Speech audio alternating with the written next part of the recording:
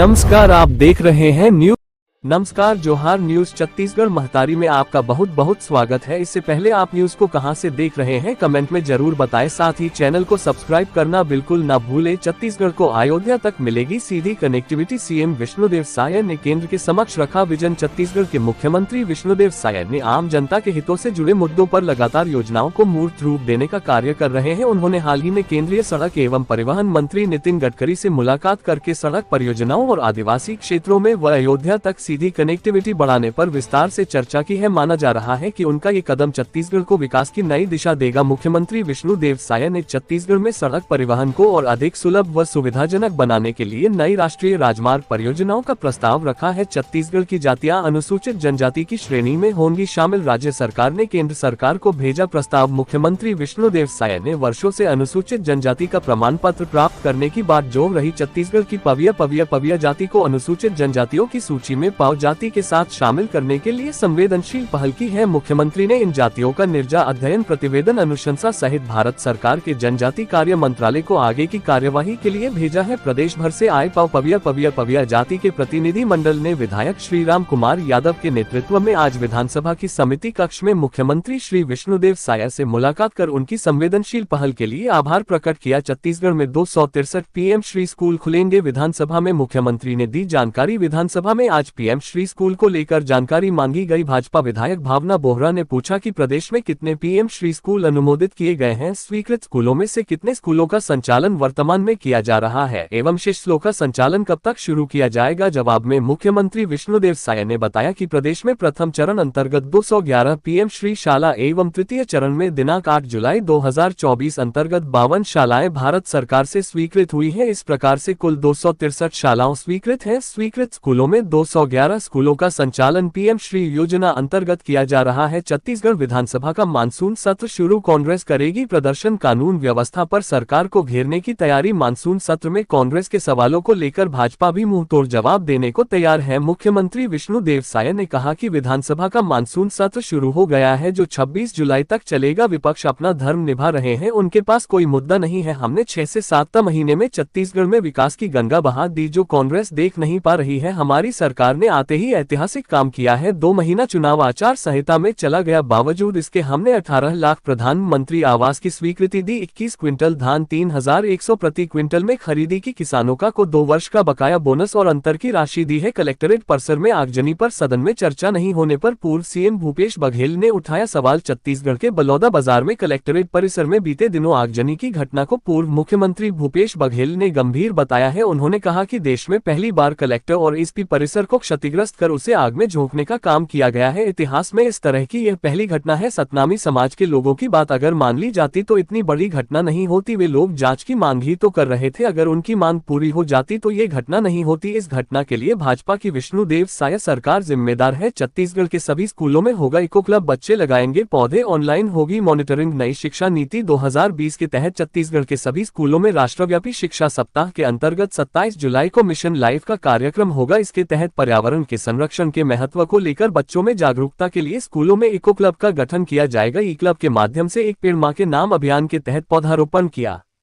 जाएगा। Eco club के सदस्यों को सभी के सामने 27 जुलाई को शपथ दिलाई जाएगी। छत्तीसगढ़ में संविदा कर्मचारियों का नहीं होगा नियमितीकरण, सीएम साय ने सदन में दिया जवाब। संविदा कर्मचारियों का नियमितीकरण वर्षों से राजनीतिक दलों के लिए एक बड़ा मुद्दा रहा है। चुनावों के समय तो नेता उनके हमदर्द बन जाते हैं, लेकिन जैसे ही सरकार आती है वादों को भुला दिया जाता है। कुल मिलाकर यह कहें कि संविदा कर्मचारी सियासतदार के वादों और दावों की भंवर में फंस जाते हैं। इसी बीच अब नियमितीकरण के इंतजार में बैठे छत्तीसगढ़ के संविदा कर्मचारियों के लिए एक बड़ी खबर सामने आई है। छत्तीसगढ़ में शिक्षकों की भर्ती जल्द। मानसून सत्र में सीएम विष्णुदेव साय ने की घोषणा। छत्तीसगढ़ विधानसभा का मानसून सत्र शुरू हुआ। प्रश्नकाल के दौरान स्कूलों में शिक्षकों की कमी के मामलों को लेकर सरकार से जवाब मांगा गया, जिस पर मुख्यमंत्री विष्णुदेव साय ने जवाब दिया। प्रश्नकाल में रायपुर के स्कूलों में शिक्षकों की संख्या को लेकर सवाल हुआ। इस पर स्कूल शिक्षा विभाग की जिम्मेदारी संभाल रहे मुख्यमंत्री विष्णुदेव साय ने कहा कि रायपुर जिला में 7,939 स्कूलों के पद हैं, इनमें 1954 पद खाली हैं। साय ने बताया कि पदोन्नति अंतर्गत भरे जाने वाले पदों में पदोन्नति की कार्यवाही प्रचलन में है। अब ट्रांसफार्मर में भी लगेगा प्रीपेड स्मार्ट डीटी मीटर, नहीं कर सकेंगे बिजली की चोरी। जगदलपुर जिले के सभी उपभोक्ताओं के परिसर में प्रीपेड स्मार्ट मीटर लगाने के साथ ही बिजली वितरण प्रणाली को भी स्मार्ट डीटी मीटर से लैस किया जाएगा। इसके लिए सभी फीडर और ट्रांसफार्मरों पर मीटर लगाए जाएंगे। इन माप उपकरणों के स्थापित होने से फीडर और ट्रांसफार्मर पर लोड का निर्धारण करना आसान हो जाए। इसका मूल उद्देश्य बिजली चोरी पर अंकुश लगाना और लाइन लॉस में कमी लाने के साथ ही दुर्घटनाओं में कमी लाना है। रेल यात्रियों के लिए अच्छी खबर, इन 13 एक्सप्रेस ट्रेनों में बढ़ेंगे 4 अनारक्षित कोच। रेलवे ने जनरल कोच के यात्रियों की सुविधा को ध्यान में रखते हुए एक्सप्रेस ट्रेनों में अनारक्षित कोच बढ़ाने की योजना बनाई है। इसके अंतर्गत दक्षिण पूर्व मध्य रेलवे से चलने वाली लंबी दूरी की सभी एक्सप्रेस ट्रेनों में अक्टूबर से 4 जनरल कोच की सुविधा उपलब्ध कराई जा रही है। इसके साथ ही दक्षिण पूर्व मध्य रेलवे से गुजरने वाली सभी गाड़ियों के जनरल कोच की संख्या में इजाफा करते हुए 4 जनरल कोच की सुविधा भी उपलब्ध कराई जा रही है। 60,000 ईवी खरीदारों को सब्सिडी देगी छत्तीसगढ़ सरकार, दस्तावेज जुटा रहे परिवहन अधिकारी। छत्तीसगढ़ के इलेक्ट्रिक व्हीकल सेक्टर में पिछले कुछ महीनों में 25% का ग्रोथ आया है। इसकी मुख्य वजह राज्य सरकार द्वारा पिछले करीब 1 साल से अटकी सब्सिडी जारी करने के लिए ₹1 करोड़ जारी किए गए हैं। इसमें से पहले चरण में 10,000 से ज्यादा ईवी के लिए ₹1 करोड़ खरीदारों के खातों में जमा कराए गए हैं। बताया जा रहा है कि प्राथमिकता के आधार पर पहले वाहनों खरीदने वालों को सब्सिडी की राशि मिलेगी, उसके बाद क्रमशः चरणबद्ध तरीके से अन्य वाहनों को भुगतान